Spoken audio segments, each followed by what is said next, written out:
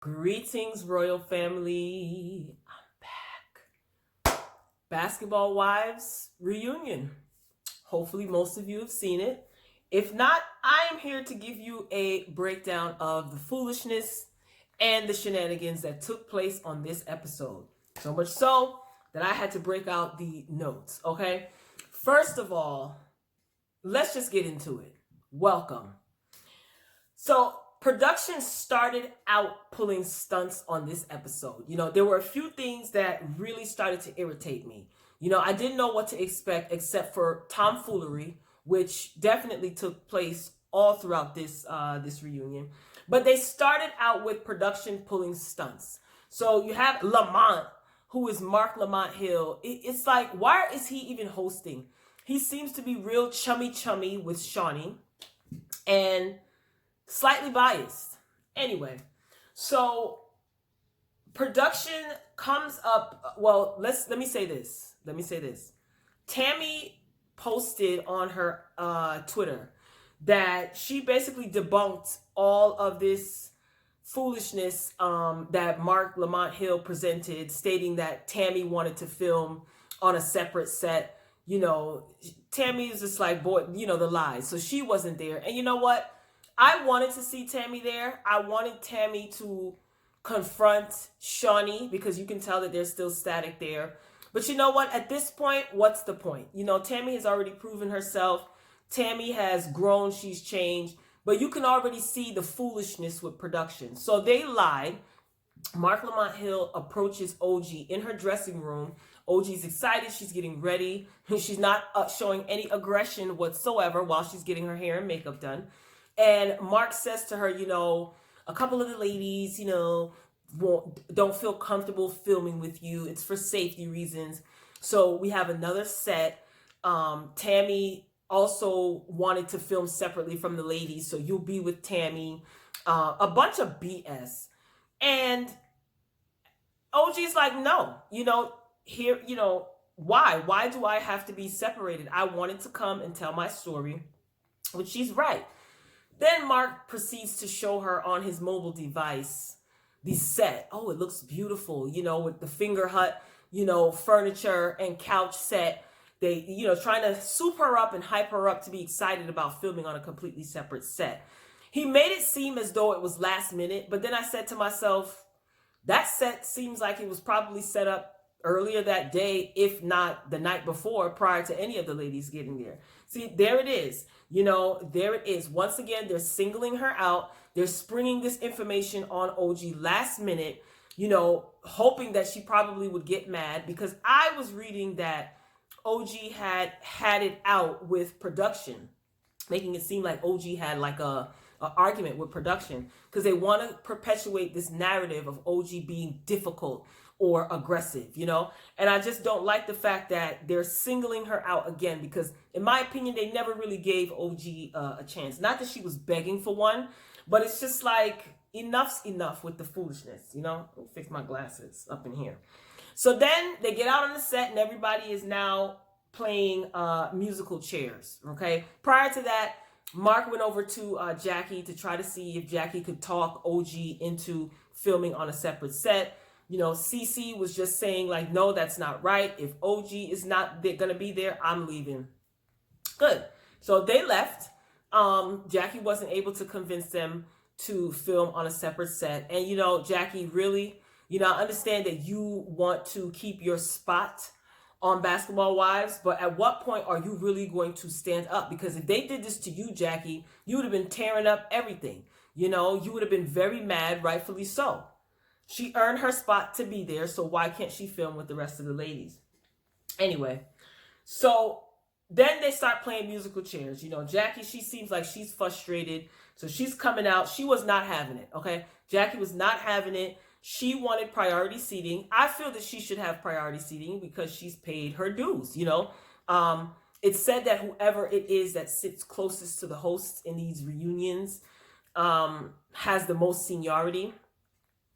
Whatever, that could very well be true. And it just, this whole musical chair situation, Jackie got up, she sat down, then this one had to switch seats. It just shows how sloppy production is. You know, we've seen that throughout the season, and we're seeing it now while the audience is being, the manufactured audience is being seated.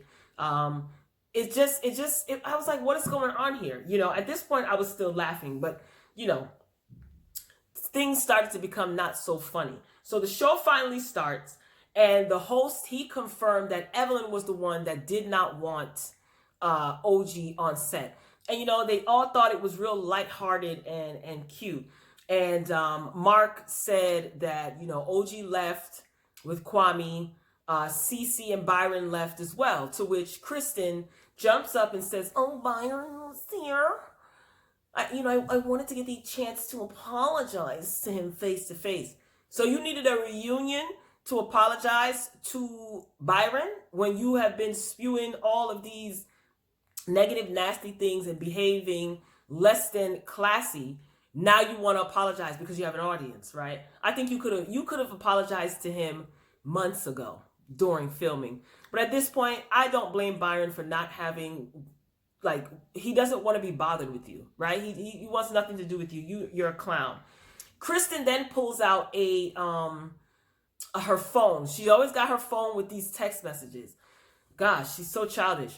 To which she points out that Cece was the one that called Evelyn the B word first. So she's reading through the text messages, and you know, once again, Kristen is the martyr, the victim. You know, she says, you know, I'm the one that took the heat for calling Shaunie a B. Listen, whether Cece said it, Kristen said it, you guys wouldn't be the first, second, or third to call Shaunie the B word, okay? Ask Brandy Maxiel. Moving along, Mark asked Evelyn why she didn't want OG on set. And, you know, he really irritated me. He really did. He got on my last nerve, like, seriously. So Evelyn goes into her spiel, you know, saying that she was taunted with her ex, and her ex put her in the hospital, and she had X amount of stitches in her head. Somebody please pass me a violin. Now, I'm not downplaying domestic violence whatsoever, but I think you guys who watch the show or have at least heard about the show can understand where my frustration is coming from. Moving along, Shaunie and her nonstop justification as it pertains to the colorism issue that has been seen throughout this season, along with many others. So she totally bypasses, you know, the subject of colorism. You know, oh, colorism, oh, there's other brown skinned girls sitting on, you know. She talks about the scene, she's talking about OG, and Shaunie proceeds to talk about the scene that was cut out that showed OG trying to get to Phoebe for whatever reason, and she pushed Evelyn out of the way. So Shaunie just says, you know, it's a constant aggression with her. Now, see, this is what I don't like. Don't bring up that particular scene and just pick out what it is that you want us to see without showing us the entire scene. Now, word on the curb is that scene was taken out because Phoebe was making fun of OG's, you know, Nigerian culture, whether it be her accent or her name. So of course you're going to take that out, Shaunie, because then, you know, it would basically further perpetuate what everyone is saying about the collective, about you guys being discriminatory colorists. So if you're going to cherry pick that particular scene, show the entire scene. Like, it was left out for a reason, probably to protect you and, you know, your squad. Don't mention it whatsoever. Okay. Yeah, but Shaunie was saying that, you know, she was pushed out of the way and it was frightening. Shaunie, let me ask you a question, sis. Ma'am. Now, was OG pushing you out of the way more frightening than when Evelyn picked up a wine bottle from off the wall in that winery or that restaurant and sailed it at whoever she was sailing it at, and it grazed past your face, as you said in your confessional? Was it scarier than that, OG pushing you out the way? Huh? The people want to know, which one is scarier? OG pushing you out the way or the the wine bottle that flew past your face when Evelyn threw it in the restaurant? Oh, you're not going to answer? I didn't think so, but the people still want to know. So Mark asked the audience. This is when I started to get really irritated. The host, Mark, asked the audience to raise their hand if they think OG is more dangerous or more aggressive than anybody else on the cast. That was a totally loaded question. And of course, people were raising their hand. People, the ladies on the set of the cast, they were raising their hand as well. So now OG is dangerous. Okay, see, I thought she was aggressive. So now she's dangerous. Oh, I see. Shaunie, is it possible that you can produce us with any insurance claims, proving any damages that OG has done? You know, how many times has security had to hold her back? Huh? The people want to know, Shaunie. It's a lot of questions you're not answering. So Evelyn, you know, she tried to get a restraining order against OG, but the judge denied it because, you know, Evelyn was talking about how, you know, she brought up my abuser, taunting me with my ex. You know, I'm starting to think that every time Evelyn tells a lie, her voice starts to crackle. You know how everybody, like most people have something, you can tell when they're lying. Like Tommy from Martin, it was the you know, he would scratch his ear. Every time Evelyn's voice starts to tremble, I think she's telling a lie. But Evelyn, let me ask you a question, sis. Because Mark is not, he's not the host. I am. I'm taking over the host seat. Evelyn, since you brought up like stitches and hospital stays, you know, all courtesy of your ex and whatnot, is there any particular reason that after your ex-husband was physical with you and you were in the hospital and you had stitches, because you always say that, was there any reason that you dropped the restraining order that you had against him at that time? Like you went to court voluntarily, stood before a judge and dropped the restraining order that you had against him, and the judge asked you, because they have to ask you these things, you know, are you dropping the restraining order because you're under any sort of duress? Has anyone threatened you? To which you said no. Evelyn, why you dropped the restraining order? No? But you were in the hospital. Nobody answering questions today. Then they move on to the OG song, y'all. What a waste of tape. You know, all the Central Park Pigeon did was deny. You know, she's lying. Oh, I'm not lying. You know, they showed scenes of her. She owned nothing, so there was no news there. Jackie called her out. And of course, she was going back and forth with Jackie. And she just thinks that she's so funny, doesn't she, that little pigeon? Yeah, pigeons are humorous. But yeah, don't quit your day job, whatever that is, Phoebe. So they go back and forth, Jackie and the Central Park Pigeon, their friendship. You know, who's going to be friends, who's friend, who isn't. Just some real, like, grammar school childish BS. Now, I do notice that the collective, the same collective that was present, minus, I think, Shaunie, when the Central Park Pigeon was actually talking about the song and how, you know, how the song came about because Evelyn decided to do, you know, a check on the authenticity of OG's clothes, and they were talking about that. Malaysia did say that those are fighting words. They were all quiet when Jackie called her out. See, Jackie, I hope you're paying attention, sweetie. I hope you're paying attention, Auntie Jackie, because they didn't stick up for you, not even stick up for you. They didn't even co-sign what you were saying. And all of them were there except for Shaunie. She did say that she's going to incorporate X, Y, and Z about OG. Of course, the Central Park Pigeon said, no, the song wasn't about OG. You know, those girls were pretty quiet. You know, they were just as quiet as when OG served Evelyn. Remember, by the hot springs? It was refreshing because I think that was the only time that they actually shut up, because otherwise they weren't saying anything.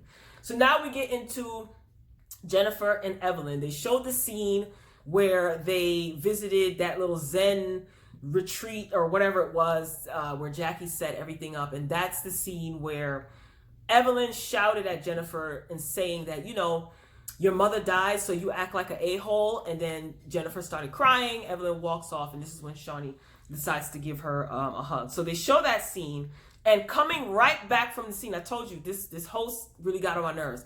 Coming right back from that scene, Mark turns in the direction of Evelyn and says to Evelyn, "Do you remember saying that, Evelyn?" I said to myself, yo, who is this guy? Like, really, who? I know who he is, but who is this guy? Like, who hired this guy? What do you mean if she remembers saying it? We just saw the scene with her saying it. Oh my God. Anyway. So Ev says that she sent flowers to Jennifer, and I guess that gave her license to disrespect her. And then she started saying that, you don't normally act like that when your mom passes away. Evelyn, your mother's still alive. So Evelyn, what, How do you know how someone grieves or how someone behaves after losing their mother? Your mother is still alive. I told you, they ain't bright. They ain't bright. Now, Shaunie decides to take this opportunity to bring up the dry, stale story of Jennifer talking about Shaq. Shaunie, bye. Goodbye. Because I get it. I understand what she's saying, but she's just like, no, when you talk about my kid's father, you disrespect me. And girl, everybody's talking about Shaq. No disrespect to Shaq. Like, I'm trying, y'all. I'm really trying. So this is when Shaunie decides to, now Jennifer wasn't backing down, but she did say to the host, I can see how she would feel that way. I can understand. I think Jennifer just said that to be done with it. Cause it's like, what are we even bringing this up for? Whatever. Shaunie walks out for whatever reason, because I guess she couldn't take it anymore. So she had to give the appearance that she was so distraught, and upset that she walked out, with her zippers on her jacket or whatever. And this is what I want to know, I got another question. Evelyn, when this rumor came out that you were intimate with Shaq, why didn't you take a lie detector test? We already see that you like giving people lie detector tests. So why didn't you voluntarily take one, sis, What? Oh, she's not gonna answer? Nobody's answering any of my questions. And I think that these are great questions, Royal Family. What do you think? Okay. Now, in his little earpiece, Mark gets noticed that, OG is back in the building with Kwame. So she sat down on the little makeshift couch set or whatnot, and she was joining them via satellite. So, oh God. So OG said her piece. She didn't say anything that many of us feel, that hasn't already been said. She did say that it's blatant colorism. She said that every time she opens her mouth, it's a problem, and she has not gotten physical with anyone on the set. Is that what she said? She said, I haven't got physical, or she's the least physical. Like, yeah, she says she's gonna break her jaw. That was Shaunie's whole thing. Like, OG constantly says that she's going to break someone's jaw, but she's never laid a hand on anyone. Listen, you guys better be lucky that she hasn't laid a hand on you, because we would definitely see that. So Malaysia decides to jump in and say, she must have been like, they must have tapped her leg and said, your turn.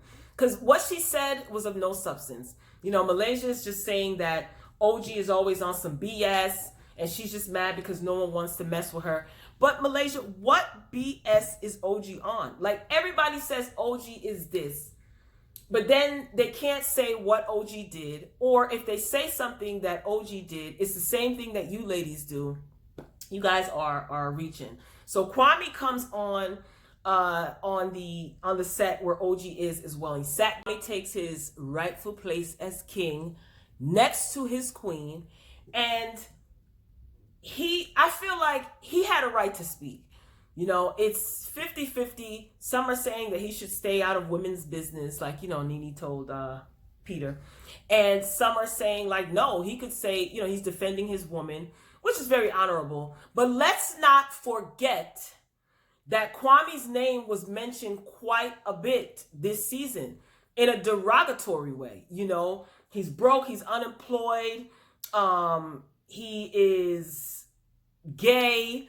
You know, he's been called all types of names. So I feel like he should be able to speak his piece. So Phoebe tries to get Buck, and Phoebe says, oh, what did she say? I don't even remember what that pigeon was squawking about. She just talked about her kids make more money than him. And I think Kwame said you need to be worried about getting back with Lance. And my whole thing is, Phoebe, what are you arguing with Kwame about? Like, what is it that you are arguing with Kwame about? I mean, Kristen was the one that said something derogatory about Kwame. And Evelyn was also someone that said something derogatory about Kwame. So I feel like he definitely has the right to speak his piece and defend himself. You know, that's defamation. And you could be slapped with a lawsuit for saying someone is something that they're not. And people are really running with this. You know, they're wanting to find out more about Kwame. Understood. But then it's like, oh, he's gay, he's on the down low, he's on the down low. If that man does not say to the public, I am gay, and this is what it is, then you don't have any right to assume or insinuate that he is gay. I think that's dirty. And he said what he said. Listen, he had every right to speak up for himself. I don't see anything wrong. He did mention, he mentioned the Central Park Pigeons lace front. I'm done. I thought that was petty, but why not? So what? You could be petty. You know, I don't really like that. I don't really like when, like, if you're going to have you as a man, if you're going to have an issue with a woman, you know, when you start to attack her physical characteristics, I just cringe. But I am not Kwame. He doesn't have to have my same logic. I don't have to have his same logic. He was angry. But I do feel that he called them all frauds or whatever he said. I do feel that he definitely does have the right to defend himself or speak his piece. Like, you can't be going around here defaming his character and saying that he's something that he doesn't claim. That's messy. You know what I mean? That is totally messy. And I really wish that people would stop acting like Evelyn is just this innocent woman that is being targeted, like she represents some sort of virtuous woman. You know, she is extremely classless and egregious. Okay. I know this most of it should be for the show, or probably for the show, but I don't really have, at this point, having watched Basketball Wives, both franchises, now it's one, since the beginning. You know, Shaunie, you're a bully. Let's not forget that when Shaunie, Jen, and Evelyn, they tried to bully, what's her name? The Govan, not Laura, the other one, the other Govan sister.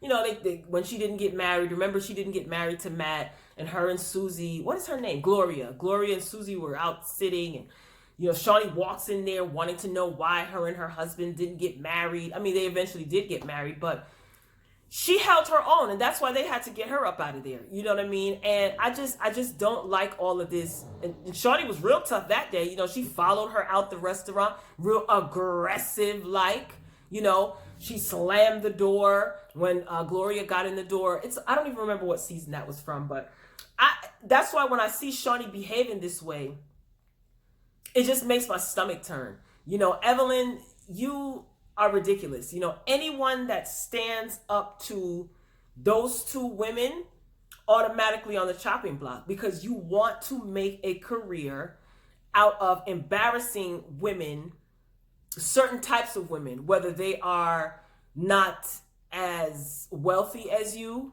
whether they are more confident than you, whatever it is, whether they make more money than you, if they don't, you just want to find somebody who you can bully. And Miss Malaysia Pargo, how quickly we forget. Do you not recall when Shaunie as well as Evelyn were basically calling you ghetto? You know, LaQuisha from Compton. You know, this is the same Malaysia that showed up to, I think it was Brandy's launch party for whatever it was, or Shaunie's little pop-up shop, whatever it was. And, you know, you had the cornrows and the sweatpants, and you left your car double parked in the middle of the street, and you were just like, what's up? You left all the way from where you were to come see about somebody. So you guys need to cut it out. And I don't know, Malaysia, I really don't know what your issue is with OG. I think that you are just following along. The show has been renewed for another season. And mark my words, I think that Malaysia is going to go back to being the default target. I mean, so this didn't really give much. It was full of foolishness. I didn't expect it to be full of anything, exciting in a sense where an apology was given or people realized, the error of their ways. Everybody just denied everything. And, when you have a group of people who dislike the same person, all you guys do is encourage the foolishness. No one calls anyone out or what have you.